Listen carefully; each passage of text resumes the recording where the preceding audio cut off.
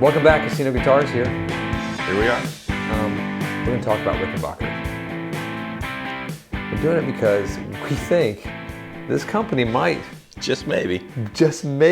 figured out the secret formula for longevity. Maybe they got it right the first time. Or not the first time, but they got the right idea. I mean, they sort of like, they put the serum in the vial and they put it in their cup and they mixed it in there and they said, that's it. That's done. We're done. We're cooked. It's ready to go. So Rickenbacker is one of those companies you don't hear a lot of chatter about. Never, I would say. You don't hear about the private equity takeovers. Nope. Shareholders getting mad. Nope. Some evil corporate behemoth. You know, there's no sellouts. There's no bonds or stock options being offered. It's just owned by a family. Crazy. The same family that has bought it, that owned it since they bought it from the original founder. We're talking like in the 50s? Yeah, it was actually I think it was like the early 50s. It's but the company was founded in like 1931, 32 is when the first Rickenbackers started to come out. And this old Rickenbacker fella came from Switzerland. It's a beautiful town in Switzerland. I believe I've been there. I can't remember the name of it now that we're talking about it, but I remember I've been to Switzerland a few times and I love it. Every time I go there, I'm like, I just want to move here. It's one of those places you go and you want to move. They won't even let me in. They wouldn't let you Can't in. even go in. They might. You look more Swiss now. I could do it. Or like Icelandic. Yeah, I could do it. They might let you go. I've never been there. But I mean, like cool. I mean, pretty important electric guitar history for Rickenbacker, right? Like the frying pan, some of the first guitar pickups, all that kind of stuff. Yeah, a super important guitar, and the fact that it had some of the most important artists in rock and roll history ever attached to it, which is kind of neat. That Francis bought Francis Hall. I should get the names, and then John Hall bought it from Francis. Francis bought it back in the 50s, but he was Fender's sole distributor back in the early 50s. And then when he bought Rickenbacker, that sort of relationship changed. It was good. Like Leo and him were friends. It wasn't like there was this thing. And he was like, "Oh, cool, you're going to go into that." And he slowly built this thing, and people would come out, and this little small band named the Beatles came out eventually. Weird. A little while later. That's when like the explosion. This is when John, I think, was a teenager, the now owner. Wow. And he got to sort of hang out. There was notes I know from that meeting. Like someone's like, "Be taking notes of this. This is like the Beatles are here and they're playing our guitars. The biggest band in the world. Take notes." And there's George, and they have pictures of George with the first one that he held in an advertisement for Rickenbacker. Wow. It's but yeah, we were we've talked a lot about Gibson's rise and falls and rises, and Fender's sort of ups and downs and ups and downs. Same thing, yeah.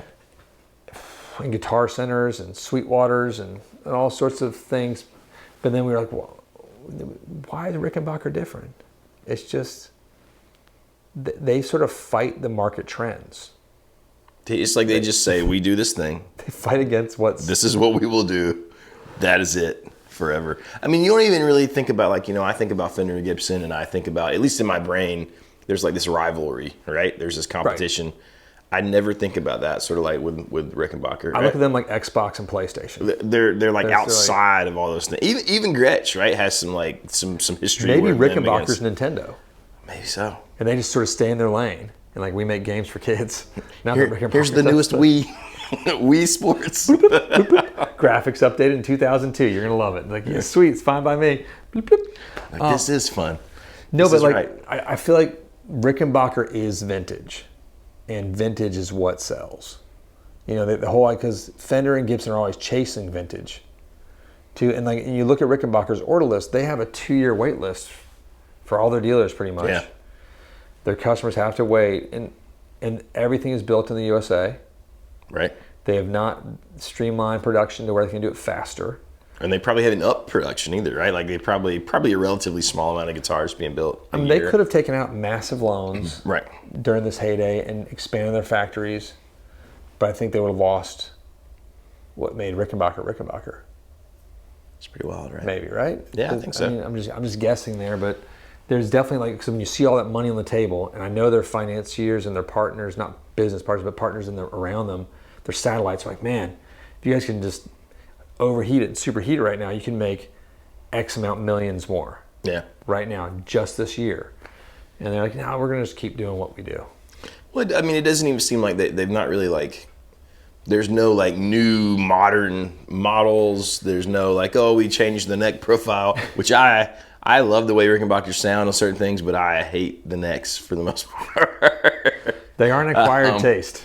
Well, maybe that's true. Maybe if I had one, I could just play.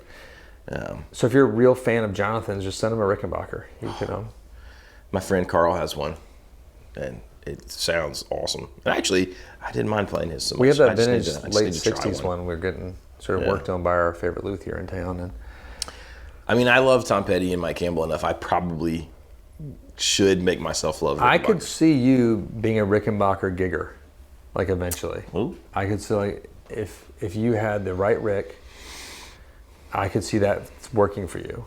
Maybe I need a 12-string. I think you'd do fine with a 6-string. 12-string would be cool too. Just saying. If I was going to get a 12-string electric, I'm getting a Rickenbacker. I mean, that is the thing. I don't know which other company I'd be like, oh, that's what I want. There's not one. I mean, if somebody does some weird double neck one, I'd be like, cool, that's what I want, but not. Well, that's true. Like if you were going to go like the Gibson-y thing, or like Ernie Ball makes a cool double neck 12-string thing. But anyways, whatever. Nobody cares about that. But Rick is sort of stayed. I mean, it is funny. You look at their production numbers and it stays sort of steady. You look at their NAMM shows. Their NAMM show is funny because you go, can't really hold the guitars. No one's there. Like no one's there to help you or talk to you. They're not like pushing. Hey, would you like to be a dealer? Hey, would you like Rickenbacker? No. It's just they haven't changed the booth in I don't know a decade. It's just like this cool like thing where they hang from the ceiling. This sort of weird intro to Braveheart where all the Scottish lords are hanging. I mean, it is like that. Kind of how I think of it. I mean, the only reason it must just be to meet with their existing dealers. I mean, it has to be like. Or it's like the finale sort of sequence of Puppet Masters, the great movie from like the late 90s / early 2000s, I believe. Donald Sutherland's in this movie as well. I'm a deep sci-fi lover. But it's like sort of like all the tentacles hanging down. It feels like very much like that. It does. Help me. If you've seen it. If you've seen it, you know. I need therapy. No, it's but yeah, I think they've not let the wolves come in. Right. Is the big difference. They could have expanded and grown. They could have started. They've been asked by many people to do overseas production. And they're like, no, we're just going to build USA guitars. And I kind of like that. There's a lot of things that are really cool about that. Mind you, we don't sell these guitars. No, we don't sell them at all. We're just talking about them because I think they're cool. We think it's almost crazy to think that like in this, the way everything is now that this worked. That this model has just worked for.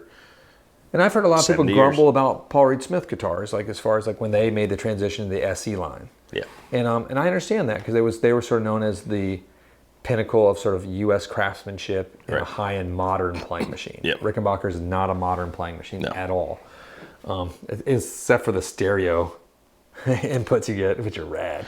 Rico sound, and that Rico was sound, yeah. exactly. It's kinda, I mean, It is. It's like a record player in your the hands. more we talk about it, the more I want one. You want one I hate now. that. God, I know. darn you.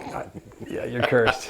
$3,000 later, cha-ching, it's done. Yeah. But no, like we've seen a lot of other because like the dollars are just they're so great, and like when you start getting these overseas things, you can build them for like a way lower cost. You can mark them up pretty high. Yeah. And it's great for the company's bottom line. But that's a thing, like some companies don't. And this is weird sounding. This is completely opposite of what you should think. It's not all about the bottom line. What? I know. I would say that for us too. We are quite stupid with a lot of our decisions we make. But hey, that's okay. Or just the way we work with customers too. It's not about the bottom line. It's about and we don't carry a lot of things that would make us a much higher profit margin, or things that we could spin out just because we don't like them. Yeah. And I think Rick sort of has taken that. They've had that for I don't know. Since the family's had it now 70 plus years. Just say, oh, that's crazy. Like I mean, it really is. It's like wild when you think about it. They have that. They've kept the same like owners. There hasn't been like private equity. There hasn't been investors. There hasn't been a group coming of bankers that are just like, no, we need to maximize profits, maximize production, outsource. So, I mean, I just feel like in any business that's relatively fairly unique. It's very unique. So if you haven't tried a Rick, Like, do yourself a favor. Get out. They're hard to find. We heard rumors that we're going to get a bass soon. Somebody's going to bring a bass in for us to sell, which I'm super excited about. And we do have a vintage one that's being worked on right now. So hopefully, put back to its glory. The glory of the Rick. It's gorgeous too. It's a custom color, I think, sort of. Maybe that's what with Jonathan a little needs. bit of a special binding on it too. You don't need that. You don't. That guitar's too nice for you. That's true. You can say that about all my guitars. I do say that about all your guitars. You do. And my wife. He says it about my wife as well. But your wife is way too nice for you. Your kids. Your daughter's way too nice for you. Yeah, it's Elijah's about you. We're right there. You and Elijah are in the same IQ level. Bam. He's a smart child. That's all I'm saying. Thanks for tuning in. Click like, subscribe. Hit the bell. All that fun stuff. All the stuff. I like saying take it away, Johnny, too. It's a throwback. Throwback time. Yesteryear. Dropped that mic. Haven't done that in a bit. But thanks for joining us. Really appreciate it. Check out some of these great brands that are, really stay true to what their mission is. And it's neat to see that in the strange, monstrous world of revenues and bottom lines. It's weird. I'm going home. See you next time. Sayonara.